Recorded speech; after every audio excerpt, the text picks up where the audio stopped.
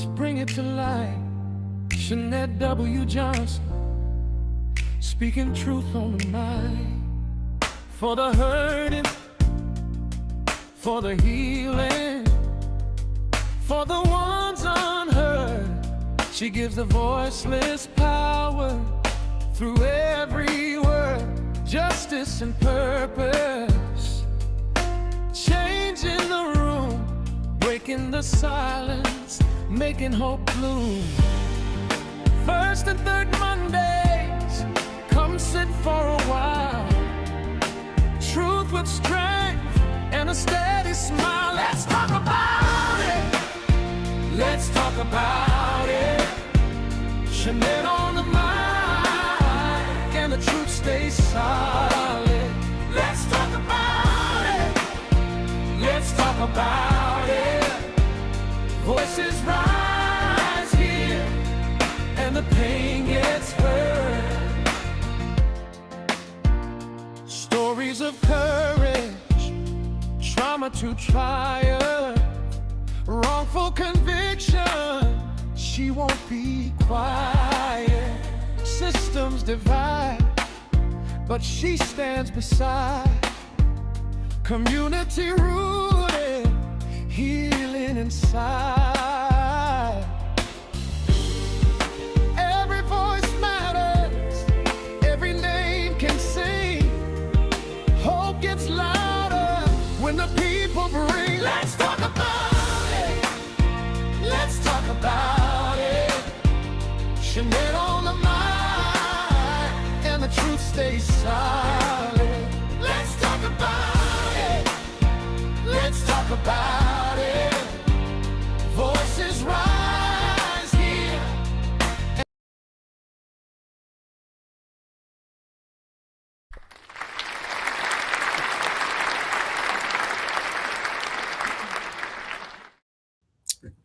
Good evening, and thank you for joining another episode of Let's Talking About It. I am your host, Jeanette Johnson. I do apologize. We was having a little technical difficulty, but yet and still we're going to push through.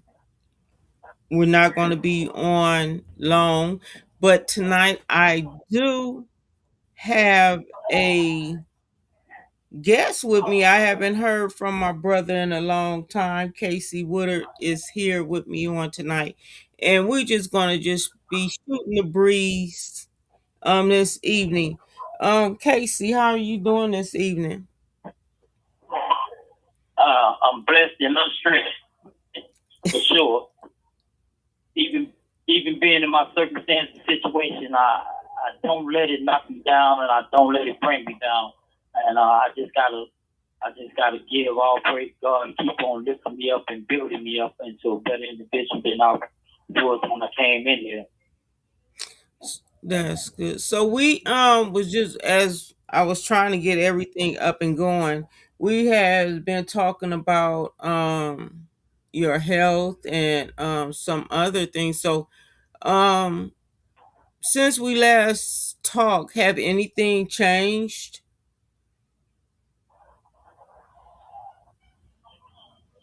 As far as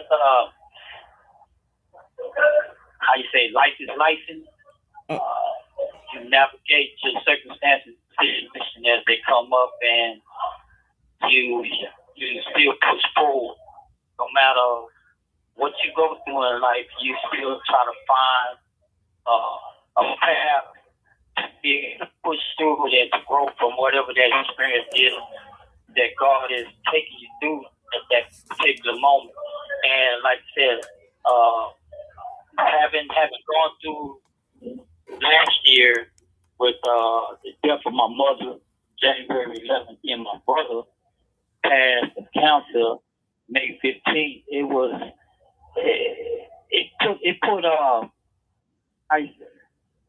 I went through a point of depression for a second, and I can say that much that when you have someone that is a constance in your life, and the patriarch is my mother, and then seeing the strength of my brother, and then you see like with my mother, you see that she had a stroke and the aneurysm. I mean the blood clot that was in her head debilitated her, and a talking, thriving mother.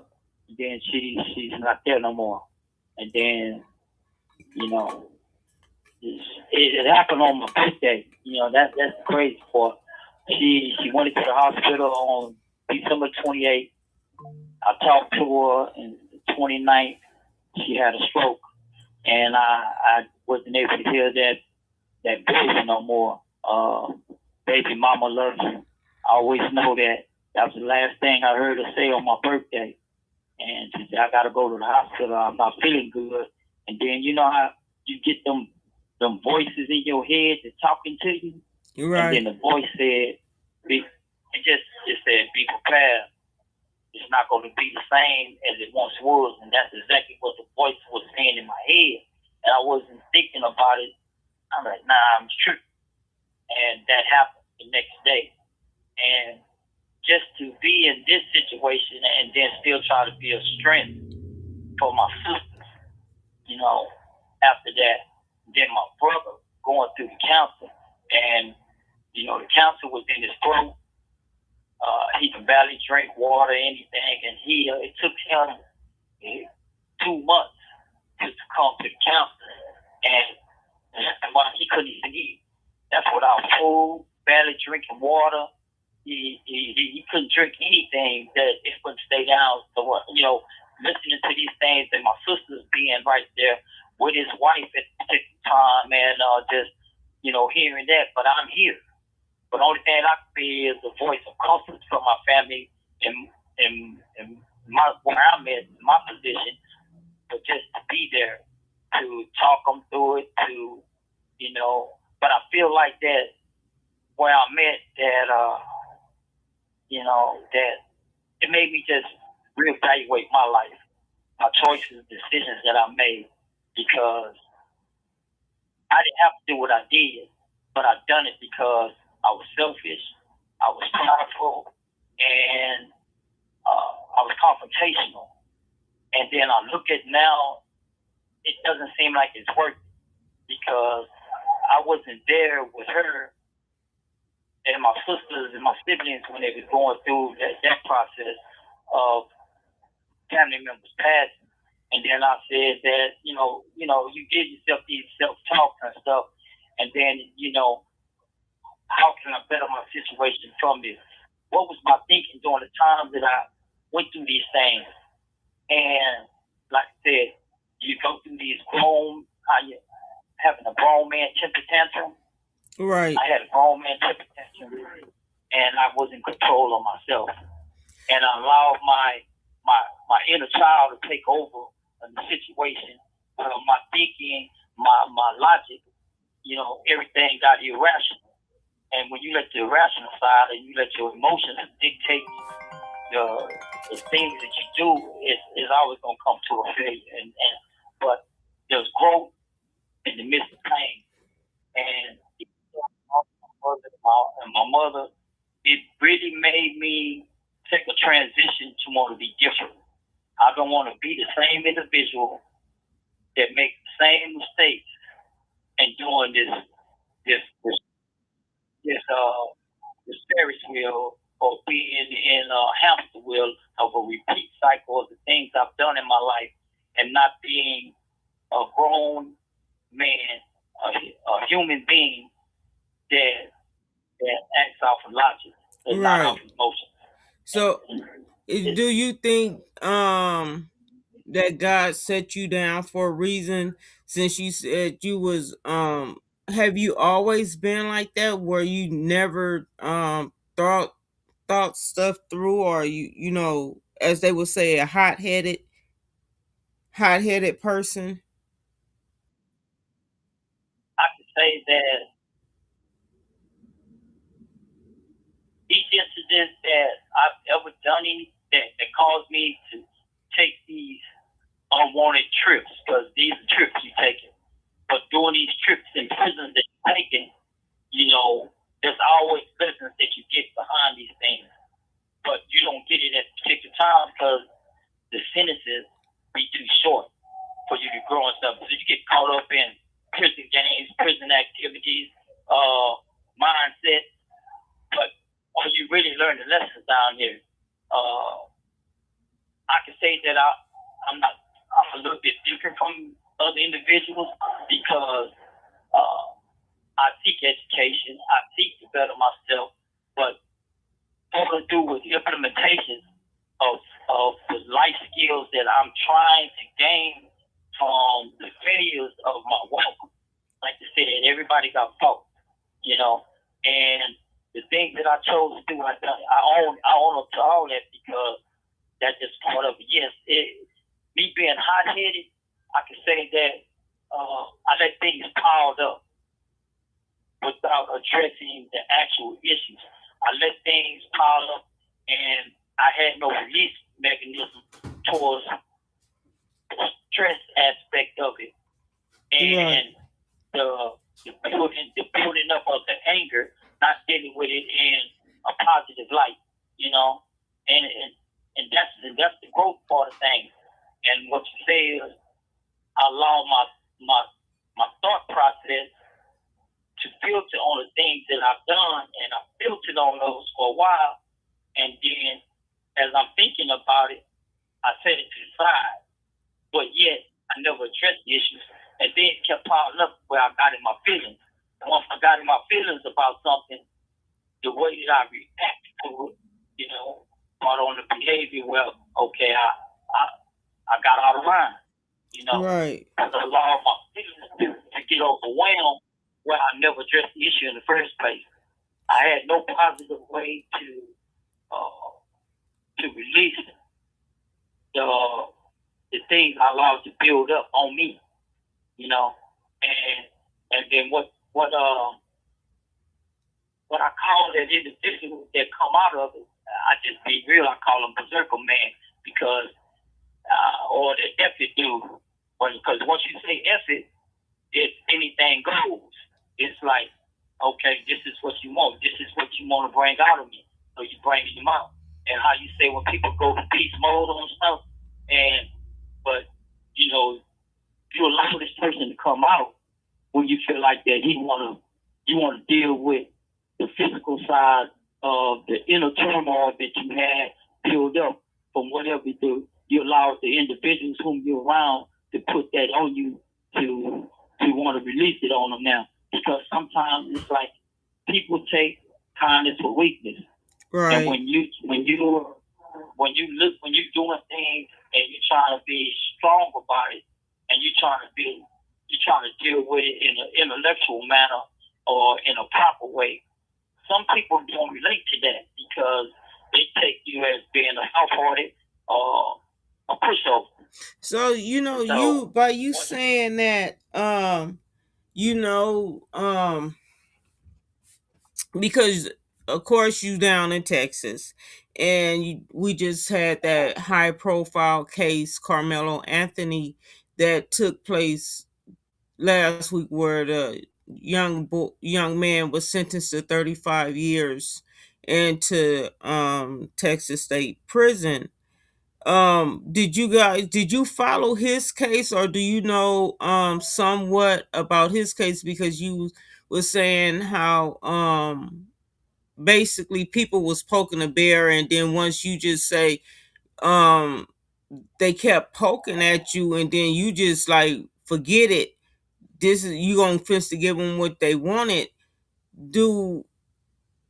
Have you followed his case, that before we get into Yeah, that? I followed his case, and I looked at it as well. Collins County, they can say it's not race or anything like that, but the whole district court, the way that they prosecute in that county. If you follow the sentencing guideline of any black that went through that county, you're gonna see that it's always harsh. They're going to get extreme numbers and stuff. It's just what that county does. And it's always, they say race doesn't play a part in everything. It plays a big part in everything. It was a high profile case. They downplayed it to say it wasn't that, but it was that. The skin color is always complex, especially in that part of Texas, especially in that county as it is.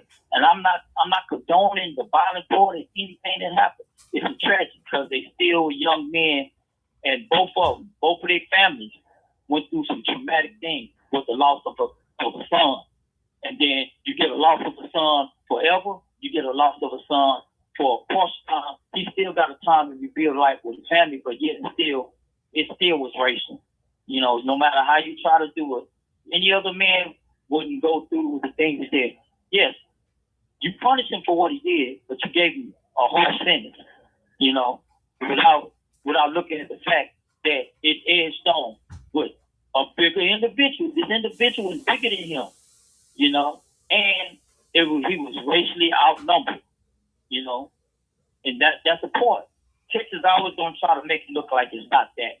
And then when you got to realize it's the theory that the DAs paint on the individual. And if he want to make you look like a monster, they're gonna make you look like a monster. You know, and that's what they did. They made the young man look like a monster. He had a promising career ahead of him. Had he pursued the right thing. Yeah, it should have been someone to de-escalate the thing. But you got his friend, you got the young white man friends putting him on to do what he was doing to the young black man when it was all behind. It was raining and sharing a spot where he wasn't getting wet. There was nothing like that. You can see that segregation. No, I'm not gonna let this black guy sit on here with us and all this stuff. Whatever the reason or not, it's still these are young kids, but somewhere in there that it was a thing to keep them separated instead of joining together and having camaraderie. If you go to the same school, if y'all go to whatever y'all is, you camaraderie. Schools build camaraderie. It builds a friendship amongst peers. Right. Because you're competing together. That's what being an athlete in Texas is about. When you're an athlete and you're competing, it's still gonna be camaraderie. It's gonna be trash talking, but yet still not to the point of what happened there. I hate it happened to the young man. Right. You know, we all do hate the whole situation around it, and we also know that race did play a big part of it, because if you look at it, I believe it was the year before this happened to before this incident, where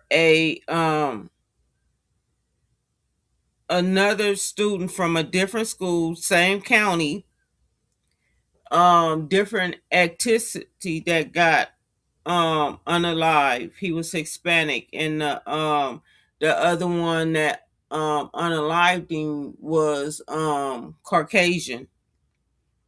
In that instant, that young man only got 10 years. 10 years. Same county. Same. I don't know if it, the judge, but it was the same, Collin County. So, you know, for people to say that it wasn't, race didn't play a factor in it, how can you say just a year ago this young man only got 10 years, and then you had this young black man get 35 years for standing his ground? The other one from that only got 10 years said he wanted to see the young man on life support, and then 2 days later that happened. So how can you say it's not racial motive behind that? You know, I don't like that if the parents are getting like comments sent to them that they glad their son is no longer here. No, we don't say that. We don't say that. We're not calling wishing that the little boy was unalive and all of that stuff, because that's hurtful. As a parent that lost her son, I would have celebrated my son. My son would have celebrated his 34th birthday this past Thursday, and it hurts so bad that he's not here. So I don't, I can only come talk about that on that aspect, how it hurts. And of course they should have taught their sons to keep your hands to yourself. Go get a teacher. That's what I would have said. Let's go get a teacher and let the adult deal with it, not a student, because you can't tell me what to do. And if you put your hands on me, I'm going to defend you. Now, I'm seeing across the ethnic groups, all ethnic groups as well, the parents failed him. The parents should have taught him to keep his hands to himself, or in other words, that Carmelo should have bowed down. So in this situation, how would you teach your son, or would you teach your son to walk away from stuff, to bow down to another ethnic group, or would you teach them to stand their ground? In actuality, I talked to my son about things like this, and he had a situation that he dealt with. But I told him, you got to outweigh the consequences of whatever you finna get ready to do on anything that you choose on that matter. Is it worth it? So I have talked through this with my son about what he should do and what he shouldn't do when he is confronted with a situation where someone is like intentionally threatening him or trying to put violence. If you can walk away, leave. That's what I always tell him. Because as long as he ain't putting his hands on you, walk away. Walk away. That's the practice that I practice right now, even being in prison. I don't care what you say. I don't care how you say it. Just don't touch me. So and you got a lot of people that they talk that though. They talk the talk. But I mean, like I said, words can never hurt you. It doesn't make you a less of a man if you walk away, because you never know what the circumstances will bring. Because I've seen people have fight with people, and then they end up getting stabbed. Get hit in the head with a fan motor. They hit the person hit his head, and he died. It's these scenarios that you don't know what the outcome going to be if you reach that situation and you take it on head on and using violence with violence, and you got a right to defend yourself. The thing is, in prison, they tell you, they hit you first. They want you to allow the person to hit you or do anything like that, which I'm not going to never allow nobody to hit me because I'm not going to do that. I'm trained in martial arts, I box, and, hand-to-hand combat. I know how to defend myself, but at the same token, as long as you don't touch me, they can kind of look to say anything, so let him have his moment. It's not that big a thing. Okay. It doesn't make you less of a man to walk away. So that's what we had a question come up. Let me see if I can pull that question up. Wonder, what if your life was at stake? Would if you fear for your life, if you have if it's 4 people against you and it's no way out, they circle around you, then what? Then what would you do then? What are we teaching our kids just to get jumped or fight their way out of a situation? I mean, if you got 4 or 5 people trying to do something, the best thing to do is run. I mean, flight. Flight will run you risk. You think you're trying to do that? You can run. I wouldn't, like I always tell my son, if there's too many people, you feel like it's going to be a situation. Run. It doesn't make you less than a man to run. But like I said, I was faced with a certain like that with my individual case. My stepson, his friend, coaching me at my house. Me and his mother was arguing, and he had a gun. So his friend had guns. So what am I gonna do? I went and got my gun. I just had to come on. I just got to say something. I got to say something because Carmelo Anthony's case is it's just not like that. You know, this baby was sitting down. He was on the phone. He was minding his business. He was just getting out of the elements. And these four big burly men, because that's what you would call them. These guys were 6'1", 225 pounds. They walked up to him, surrounded him. At that time, we didn't know he suffered from epilepsy. He just had a shoulder injury, and all of these things was going on. We don't know what was going on in his mind when somebody approached you, and then not only that, Yeah. there's evidence that shows that he was attacked. He wasn't just approached; he was attacked. And if they release the footage, and we want them to, if they release the footage, we all can see and we'll all know the truth. But if we teach our kids to walk away, then it ends up happening. Cyrus Belton, he ran away and he got gunned down by Rick Child. And then you talk about another young lady. She got on TikTok to tell her story. She taught her child to walk away. Her child walked away, and he's no longer here. But we can't keep walking away when these people are bullying us and taking advantage of us. And that's what happened to Carmelo. Carmelo is 130 pounds, 5'8". These twins approached him with their two friends and they threatened him. They wanted to remove him. He has no problem with authority because they was in the dugout earlier. The coach asked them why were they in the dugout and for them to leave the dugout. And what did they do? They left the dugout. So he has no problem with following authority, but you can't approach somebody and make them move. They wanted to move that child, and that was not right. He stood his ground, Yeah. and look what happened to him. But it's And I the digress. environment that he's in anyway. They're still teaching that they're with the kids. They're still teaching separation and not to be in joining with other races and stuff in their county. But you got to look at this also. This is the thing about when you come into the court system, they're gonna paint you as a villain. They always gonna look at the color of the individual. They still gonna paint you as being aggressive. They're gonna paint you as a threat. They're gonna paint you as anything other than being kind, being intellectual. They're gonna make you look like a monster, and that's what they made him look like.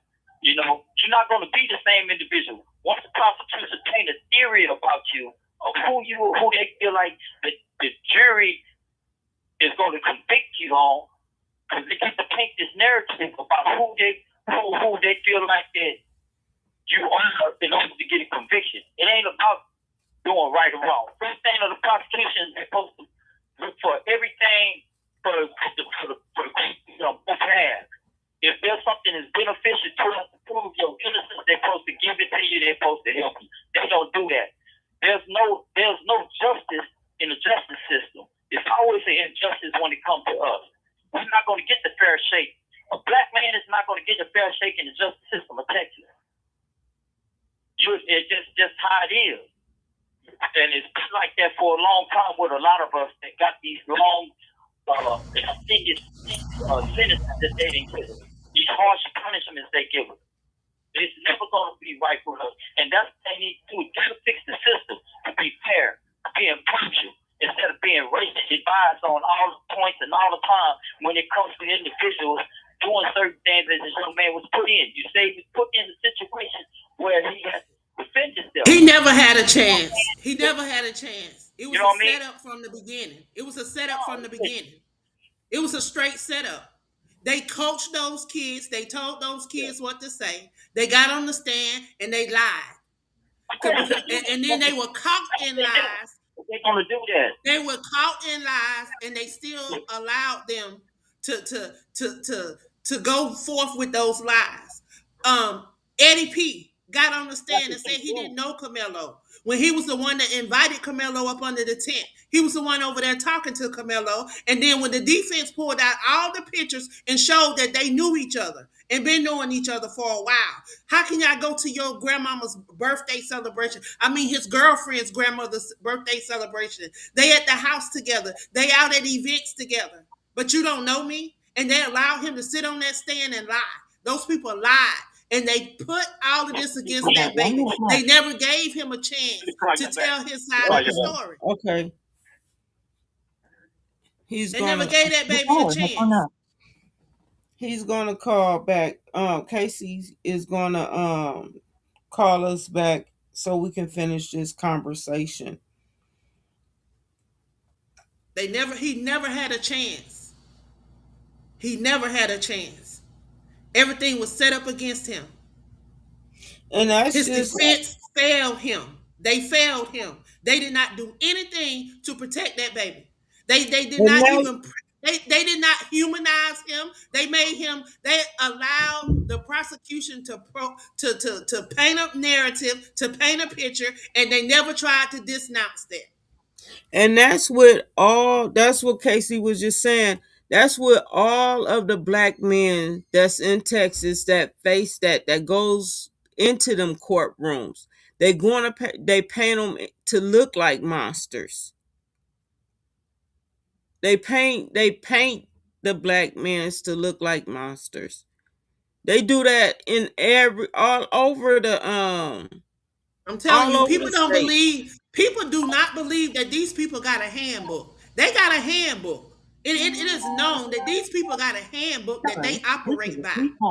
And one of the things that's inside of that handbook is to make sure that there's an all-white jury and that they keep people outside of the court. If you've ever heard Cornell's story is just like his story. Thank you for using Securus. You may start the Just like conversation. his story. Cornell's story is the exact same thing that Carmelo Anthony is going through. But this time, Carmelo got some people on the outside that's fighting for him. He got the whole nation looking. Cornell them didn't have that. Because when Cornell went to prison, he had the same thing. All white jury. They kept everybody out of the courtroom. When nobody in there but a whole bunch of white people. And the same thing happened to him. And the same thing happened to a lot of these people. They talk about these white juries. And that's what they did. They railroad our babies. Well, And they think it's okay. we have KC back, and he said that they did him the same way.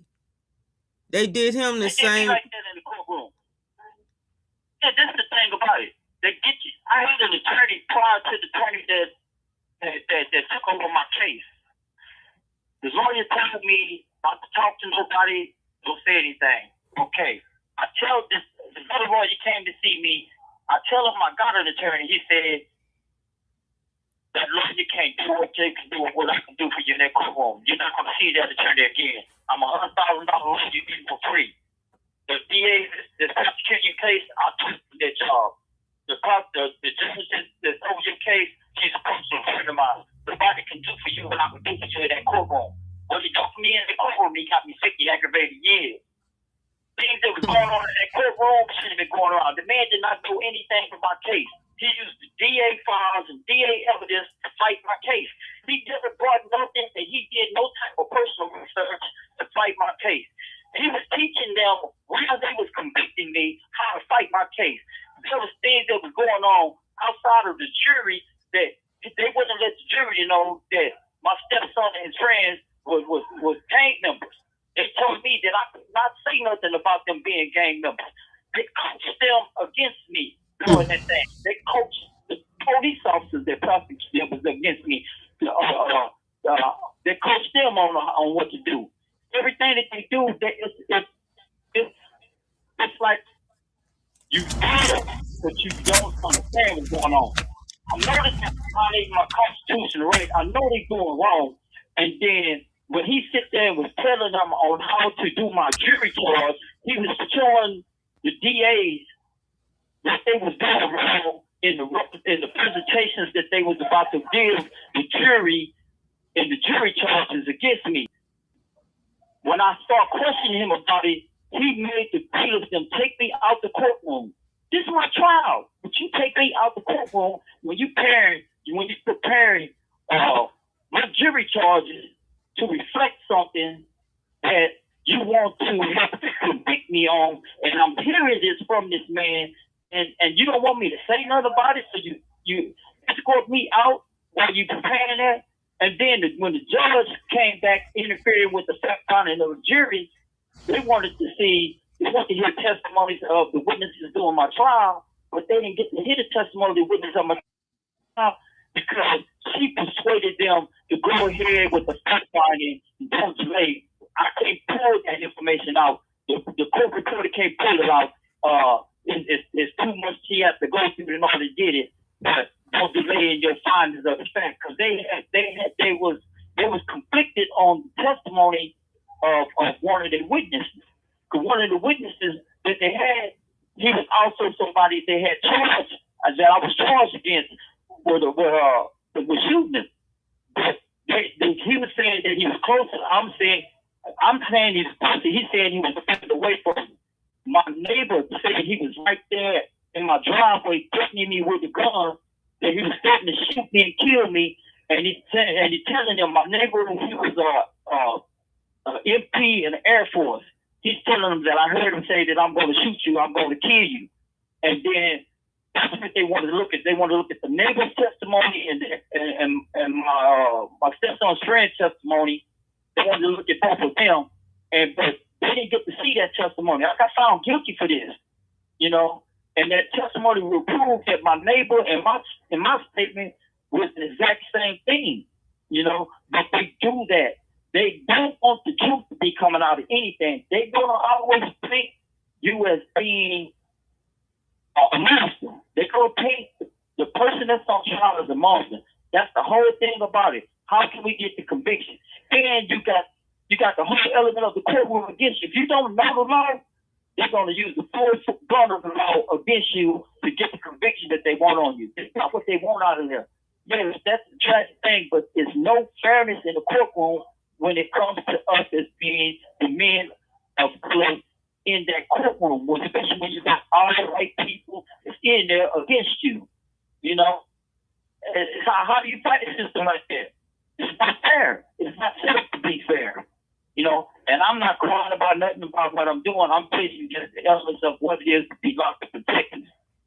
They got an injustice that continue to go on that stay hiding young men of color for decades in prison, and we shouldn't be doing that.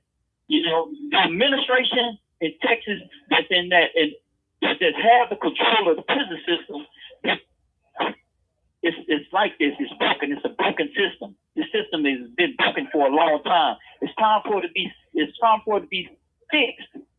But how do you fix that?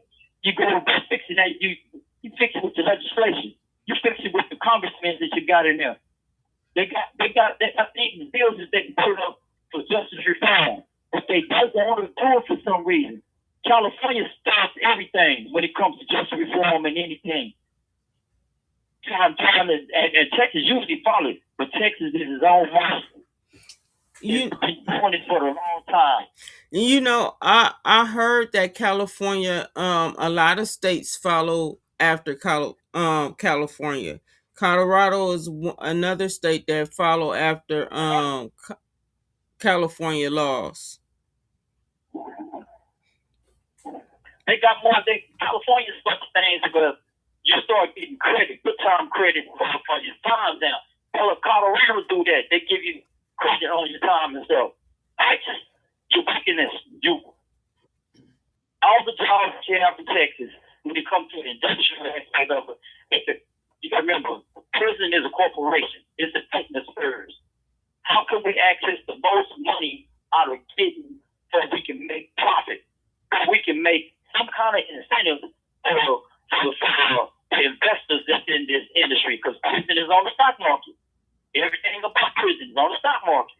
You're making your furniture, you got food, you're growing your agriculture with the cows and the pigs, the chickens. It's a business. You got the uniforms, you got bath towels, the motels that they selling, that they make in prison and they selling to the motels in the world. You know, everything that they got going on is utilizing.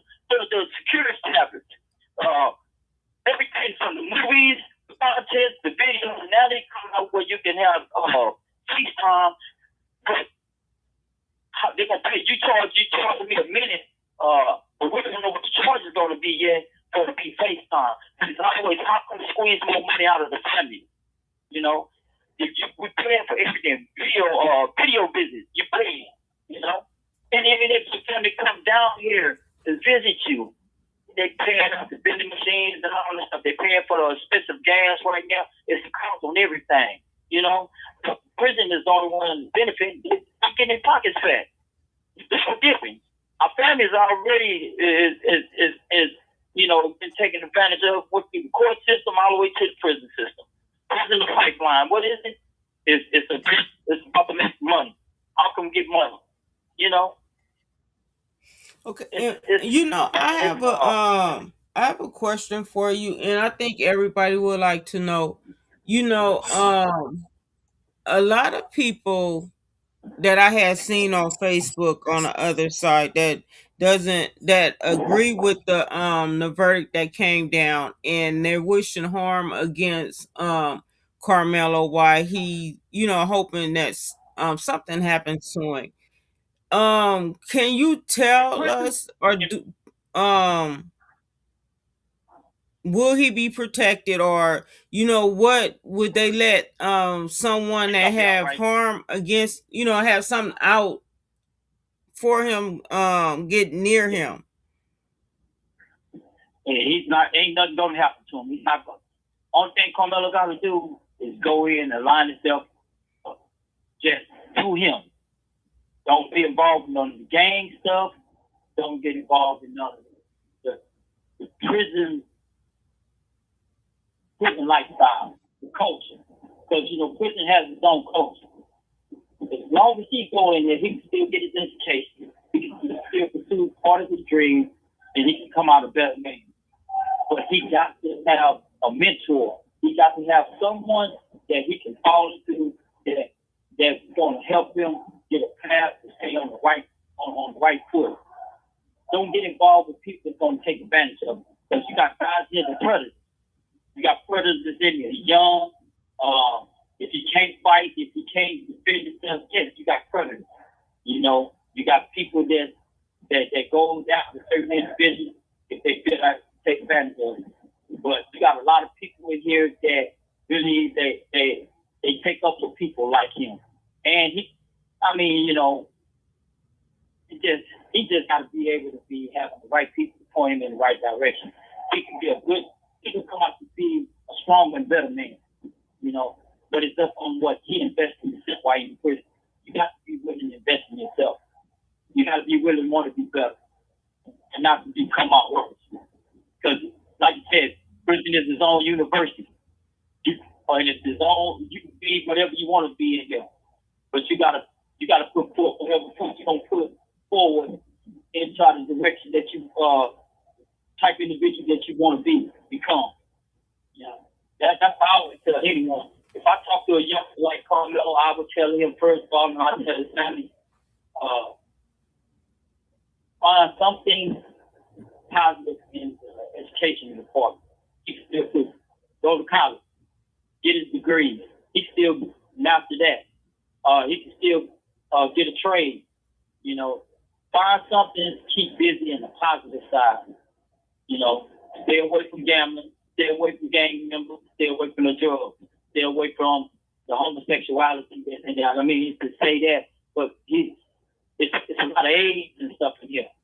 And there's a lot of unsafe sex going on in prison, which is still going to affect society when these individuals come out and they try to get a female woman, because you're not telling them activities that you're doing in prison. There's a lot of unsafe stuff in here, you know. So it's just, you got to. I mean, and don't take my statement the wrong way when I say it like that. I'm nowhere prejudiced against any individual. That lifestyle and the trans lifestyle is here. It's always going to be here. It's in my family. It's all that. I love my family members that's in the lifestyle, and I'm not going to never deny them the love that I have for them. And it's still, I got a lot of friends that still, you know, that's still in that lifestyle, but it's not going to make you be a part of, you don't want to be a part of that type of stuff, you know? But you got to go in there, you got to walk a certain walk in there. man, you gotta become. You gotta walk into that moment. You know, you can come out shining in here, and you just gotta know who you align yourself with. You gotta align yourself with like-minded people. You say, be better, do better. You can get better. Well, okay then. I just want Camilla just to stay away from doing anything. Don't get lost in. Don't get depressed because you got the time. Don't follow in the drugs because people will try to push upon them and use drugs. Hey man, just to help you escape. Hey man, do this, man. I've seen too many people die there.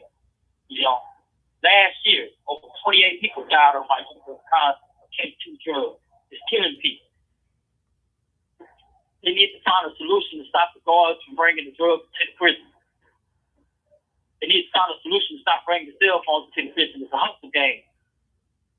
Anywhere from $2,000, $3,000 for a cell phone. The K2 is killing too many youngsters in here. These youngsters get involved in drugs are killing. I see too many of them that are associated with and being around, and now they're dead. And then they telling them that they died on the way to the hospital when they was already dead in the first place. I see one young man that's out of Houston that I really talk to a lot. I'm in the infirmary. He got it on a Friday. They kept him in that infirmary until a Sunday until they got him away. They said they was trying to save him. He was already dead when they brought him in. He's been dead for hours. Guys on the court knew he was dead for some hours. But nobody told the guards that this man was having problems. And seeing him die, and he died. I seen guys that people die on their court, they never go get no help and die sitting in the cubicle dead. There's another guy on the job. He's dead in the cubicle for 2 hours before somebody went there and got help. And then you sit there watching TV like nothing never happened, nothing going on over there. They know this man was dead, but nobody went and got no help. Then somebody from another part went and got help, that the man is dead. Wow. There's how you say, there's a numbness and putting to individuals that struggle with addiction, with problems, and people will, and if you say something to go get help for them, they want to label you a snitch. If you go tell this man he's help, he's dying or he's dead, you know. I had a guy that had a heart attack that was on the side of me. I don't know what made me get up at TikTok. I was watching a movie on my tablet. He told me that he was having problems. He was having pain on his left side and stuff. So he's up and go to sleep, basically. He said, "Just can you look at me and just make sure I'm all right?" I said, "Yeah, I will." So about an hour later, I get up. I look at him. He's all right. But when I come back from getting water, and I look at him, he's flopping like a fish. And I said, I called his name. I said, "You okay, man? You okay?" I went into his cubicle, and I see he was turning purple, and I see he was struggling to breathe. So I hollered for another friend of mine. I said, "Maybe man, go get the guard, tell him, get the infirmary, tell him to bring the defibrillator." I believe my friend, I said his name. I said, "I believe he had a heart attack. I believe he had a heart attack." I said, "Get him." And I watched this man, and I'm looking at him, and his tears just roll out the corner of his left eye. And then he exhaled, and it's like I see like smoke or shadow something come up out of his body. And I said, "Oh, hell no." And I hit him hard in his chest, and I went to start getting the CPR, and I'm hollering for somebody to help me to bring him back. I said, "Man, I need somebody else to come help me, man." I said, "I'm messed up right now, man." I said, I just watched him die, man. I said his name. I said, "He died on me, man. Somebody come help me get him CPR." And then these field ministers and people that's supposed to help me, they telling me, "Take it, get out of there. They're going to give you the case of being there. If he's dead and you in there, they're going to write you up." I said, shut up and quit talking to me. I said, I'm trying to save my friend. Leave me alone. And you know, then another a peer educator came over there. He started helping me give him the CPR. And I just felt so spit, and I was so shocked by what I witnessed right there. And then, you know, the panic. He didn't really know how to do the CPR. We basically told him, get out the way. We grabbed him. We put him on the court. The other, you had two inmates in the front, and I'm in the back. And the guy took over for me with the CPR. He did some CPR, but then he jumped back. He came back, but he gasped for air. So we take off running outside of the dorm trying to meet the medical staff. So when we running out the door, the medical staff were coming in. They had the defibrillator and stuff. They put the oxygen on them, and they took over. But you got people that so numb, they feel like that if you're even helping assist somebody trying to save their life, that you're going to get in trouble for it. And it just sounds so stupid to me when you see someone that you've been friends with for years, because I've been knowing this man since 2012. And that we're friends. But just because you think you're healthy, you may not be healthy. This man work out every day or every other day. He's always doing exercise. But he had clogged arteries in his heart. Two of his main arteries in his heart. He had a major heart attack. Yeah. But this is the kicker part about it. This is the kicker part about it. What's the killing part? Oxygen for 20 minutes. For 20 minutes he went without oxygen. But he came back with full. God was with this man. Yes, he was. He talked, he had no comment on. So on this note, I just, I wanna because we way over our time.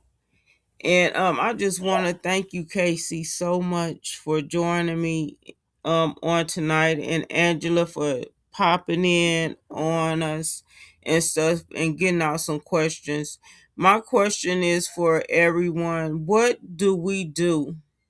How do we tell our young brown and black children how do we tell them to walk away, or do we tell them to stand their ground?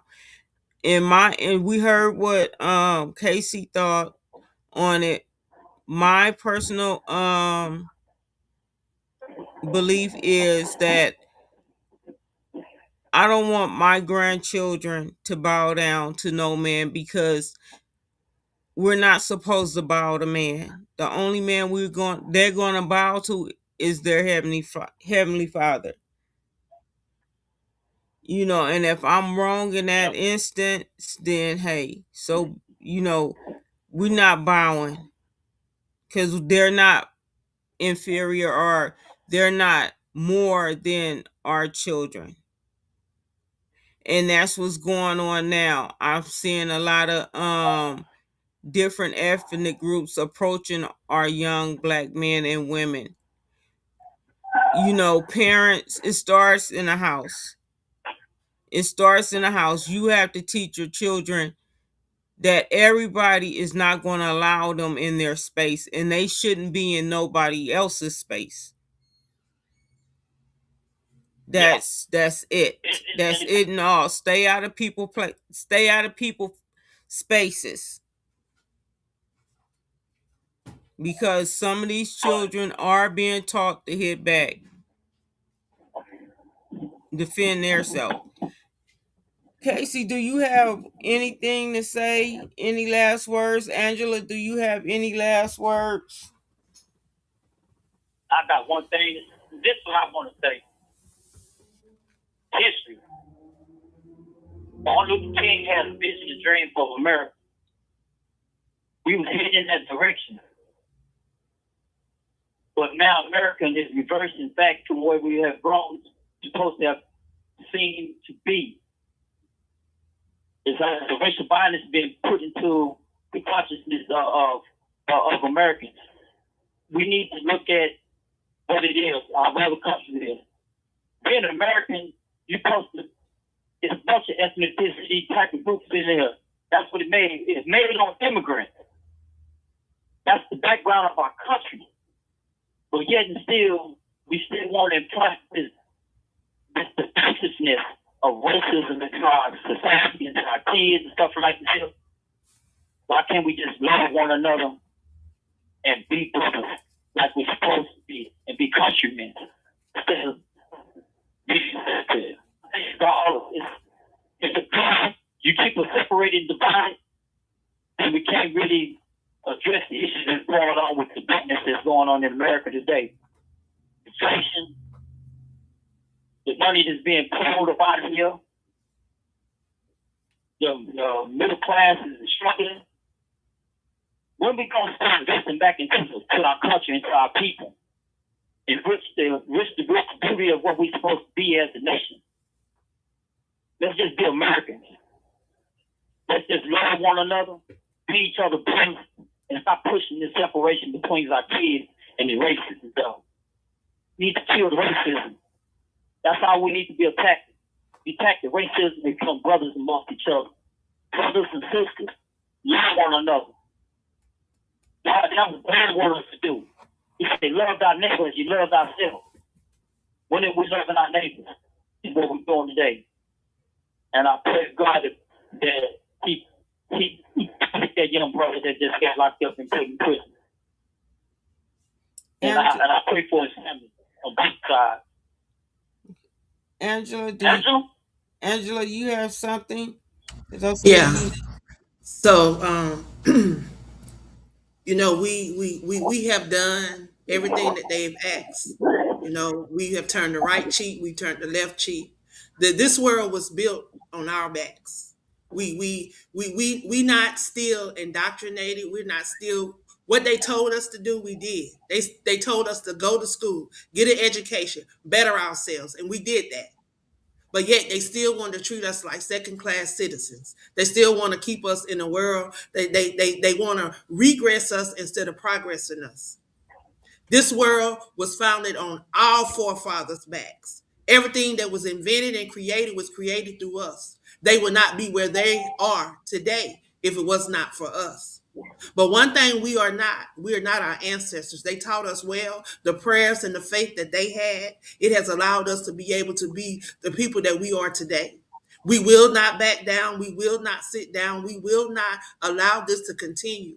Yeah, I love my brothers and sisters because I don't see race. Because my family is a diverse family. But one thing I will not accept is people wanting to treat us less than what we are. Treat us like humans, and you won't have to look at color. If everybody is treated like human beings, we would never see color.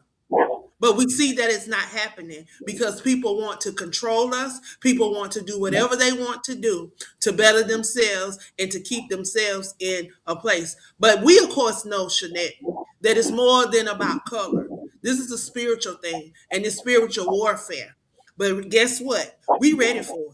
We ready for it because God said he will equip us. He will equip us, and that's what he has. So guess what? We ain't backing down. We will not sit down, and we will not allow this to continue because we've prayed for change. We've prayed for change, and sometimes change ain't the way we think it's going to be. It ain't always going to be easy. Sometimes you got to go through some things in order for God to really allow things to happen. Sometimes he had to shake some things up in order for him to move. I trust him, I believe him, and I know that he's yet moving. So I stand on his word. I stand on his word. And I know that Carmelo Anthony will not serve 35 years. He'll be home soon. He'll be home soon. And this is going to show this is going to show the world. This is going to show the world that we're not playing anymore. We're not allowing y'all to continue to control the narrative. The world is watching. And the world now sees we're not sitting down no more. Thank you. I appreciate you and Casey. And Angela says some powerful things. You know, this is spiritual warfare. We have to put on our armor. And a lot of people are armored up. Physical. I'm talking about as in the spiritual warfare. I'm not talking about the other stuff. Because we see this in the spirit. We're going to fight this in the spirit, and we're going to continuously hold on to God's word. We're going to stand flat-footed on his word because he's not a man he can lie, and his promises is going to manifest. Carmelo will not do 35 years. He will be home soon. World, sit back. This is only the beginning. I'm going to leave you with this. A system that cannot admit when it's wrong is always punishing the innocents. This is Let's Talk About It, and I am not done talking about it. I'll see you guys soon. Stay blessed and stay safe. Love you, ladies. Y'all take care. You too. Give me You have 1 minute left. give me a call before they leave, before you transfer to another unit, please. And try to call me, collect, because I know I have some money on. A cry in the night. There's a voice that needs a platform. There's a fight for what's right. Shannon W. Johnson on the mic, speaking truth today. For the hurting and the healing, she makes a way. Justice in the room, healing in the line, purpose in the pain, every word aligned, breaking every silence, calling every name. When she said, let's talk about it, nothing stays the same. Let's talk about it, bring it to life. Shannon W. Johnson.